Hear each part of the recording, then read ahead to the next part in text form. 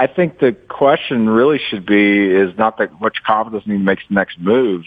The next team that needs to make the next move is Notre Dame. They're the ones sitting there in the catbird seat that's got all this interest. I think personally the timeline for them is between now and next May is when they have a decision to make of whether they're going to join the ACC, Big Ten, SEC, whatever.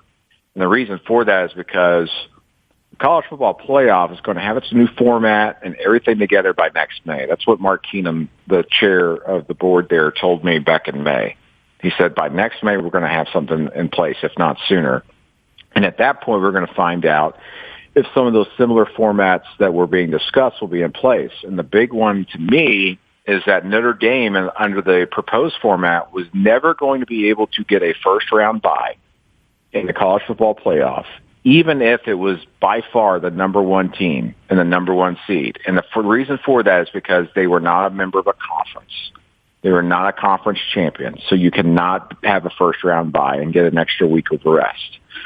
Is that enough to push Notre Dame to want to join a conference?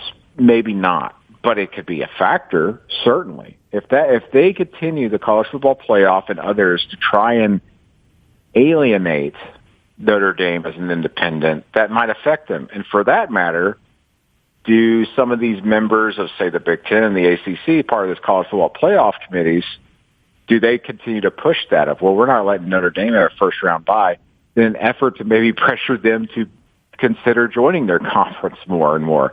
And that's going to be interesting to watch. I think that's an interesting factor in all this. We talk about money and all this, but competitive advantage is always a big factor in all this. And so is that enough to maybe push Notre Dame to join a conference?